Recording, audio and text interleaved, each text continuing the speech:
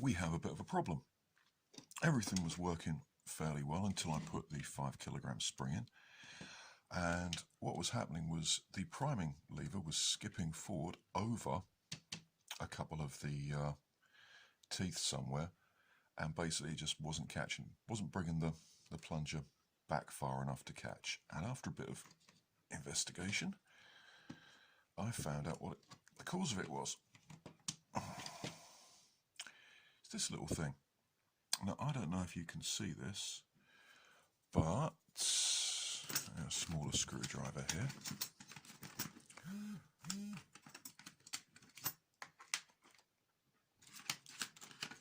Come here.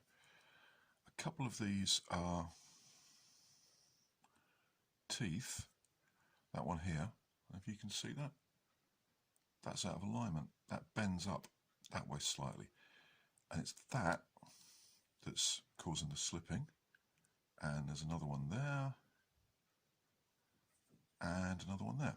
These two main ones are on opposite sides, and whoops, come back. They're out of alignment.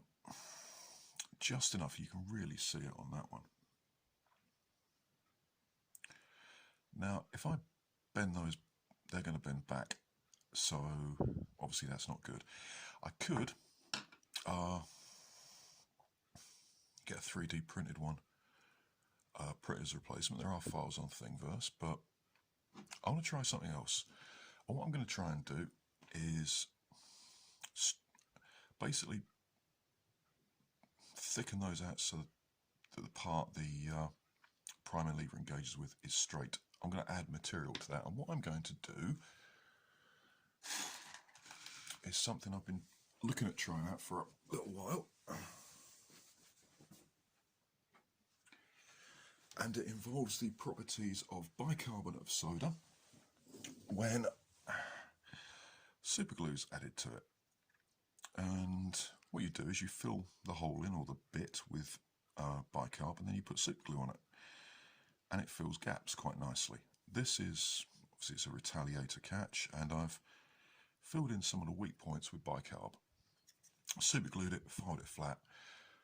Those are really strong, and this is an initial test piece I did. These little marks here are when I dremeled into it. This stuff is solid enough, and it's not coming out, it's not going anywhere, to be dremeled.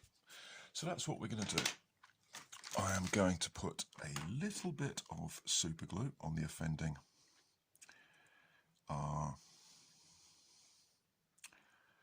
teeth, and then put some baking powder on. So first off, I've got to work out which way. So this,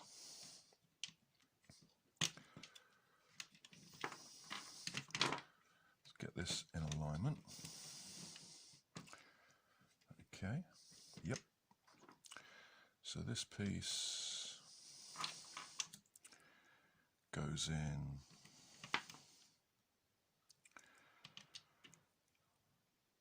pretty much there-ish, yeah, there. And that will go like that. Yeah, that goes like that. If I can get it in, yep. And that, missed the hole. Drops down, more or less like that. Yeah, that's the right alignment. So as this goes that way, that pulls that back, and that's where it slips on the back stroke. So our two offending gears are that one. I'll put a little mark there. So it's that one. Ow, cut myself. And this one, which is pretty much on the opposite side. So I'm going to fill both of those in, dremel them down, and we shall see what happens. And if I do bugger this up, then I will, yeah, look, that is so far out of alignment, it's messy. So we shall see. Right, I'm going to do that and get back to you. Okay, about half an hour later, And what we've got is this. You can kind of see what I've done here. It was far too fiddly to actually film on camera. But what I did was I put some super glue on there, and then I just dribbled off the end, this little bit here off the end of my sculpting tool, which now needs cleaning, some of this stuff. Bicarbonate of soda, baking powder. And then I filed and scraped it more or less flat. Now I got super glue in some other places as well because I'm a messy bastard. And this isn't the smoothest cocking action now, but with a 5K upgrade spring it works, which is what it wasn't doing reliably. Let's get that one there. Beforehand.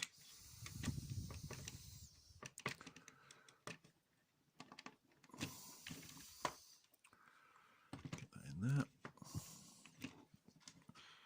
It would prime once or twice, then the gears would slip and nothing would be doable. Whoops, put the cover back on and that's going to come out.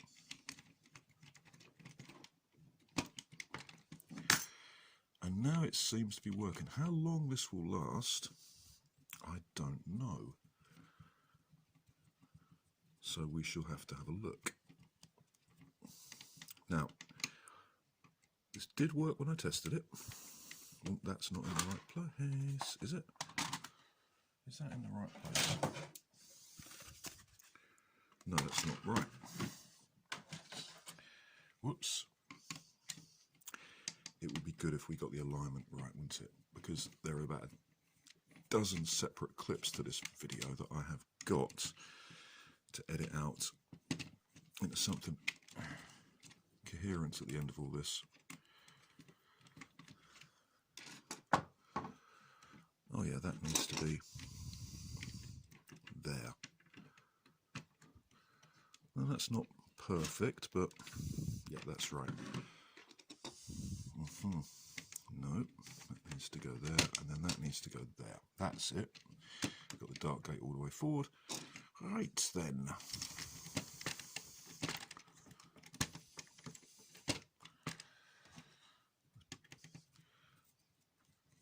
When I was testing this, this was priming reliably.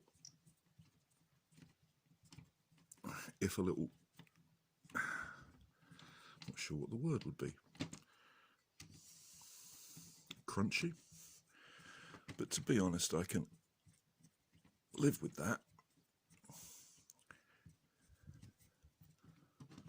if it just works.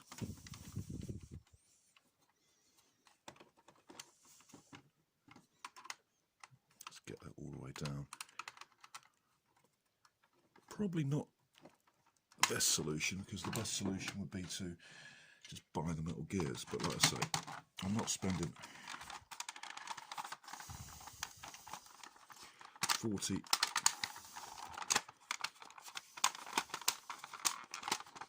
I don't think I've got that. Whoops, I don't think I've got that all the way down. Have I? Looks like it.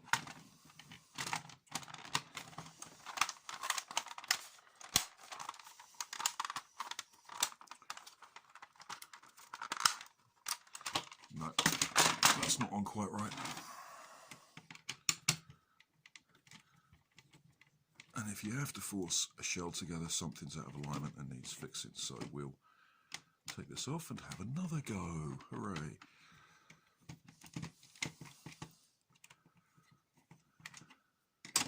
That isn't down far enough.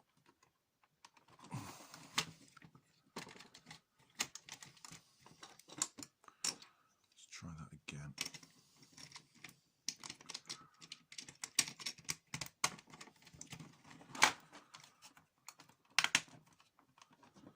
That feels a bit better.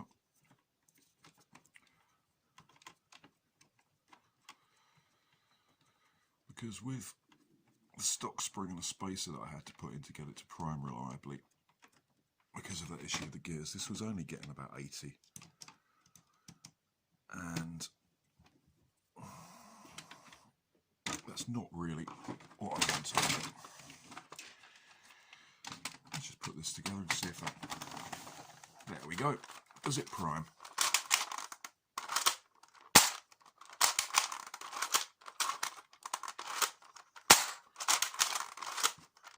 Yes, excellent. It works. Great. Time to button this up and put it through the chrono. Finally. Okay, chronograph. Slingfire. Magazine with 10 darts in, half elites, half X shot. Let's see if this will actually fire all the way through. Let's see what we're going to get.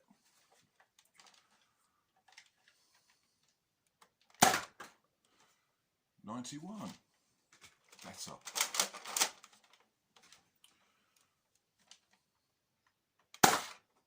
$88.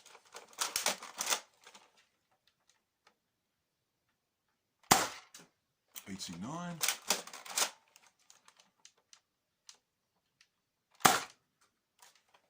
$93. And it's priming. Having said that, it will now stop, won't it? 88.9.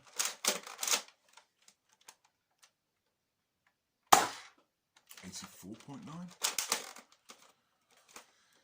And because I've taken all the locks out, the magazine release is now a lot easier. Right. And it's working, hooray!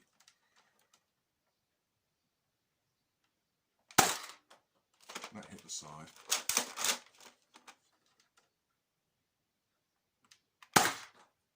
$93.9.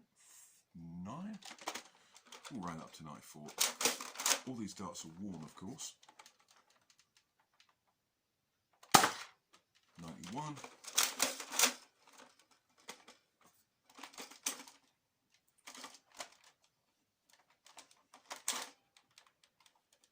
Reloaded. Is there anything in there?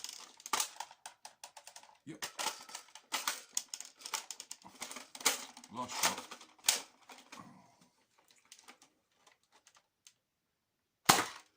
91.3. So we're getting somewhere in the 90s. And given that those are worn darts, I'm not too dischuffed with that. You know, that's not bad. That's not bad. Let's try it with some, what we got? Oh, one AccuStrike and an AccuFake, because darts does affect performance. And for a 5K spring, also taking the magazine well liner out has really made it a lot easier to get magazines in. 92.7 from the AccuFake. That didn't catch. Didn't take it forward enough. And 78 from the worn out AccuFake. Alright, anyway, so I think I worked out why this was so cheap.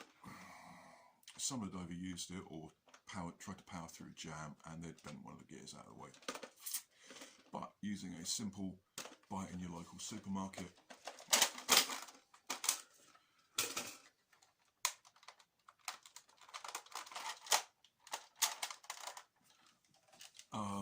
mod, we have repair rubber. We got this working again without having to 3D print anything or buy some expensive metal gears. So 90k, and there is that nasty little cut at the front of the bolt, and these bolts don't seal, that's why they say retaliator bolts. Might be an idea in the future to put a retail bolt on.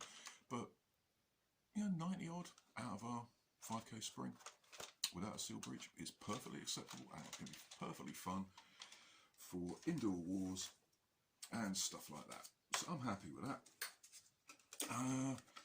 Okay, I hope you've enjoyed the video and hopefully learned something, although I do doubt that sometimes given it's me doing this. So there we go.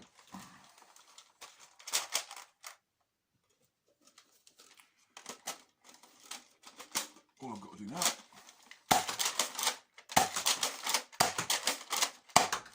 yeah, that works. Lovely job. Thank you for watching. If you like the channel, please click like, share, subscribe, all the rest of it.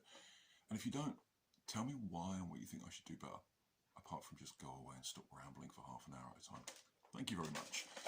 I've been Felix So Fine Forge, and hopefully you've been the audience. I shall see you next time when I think my next big project is going to be a brass long shot.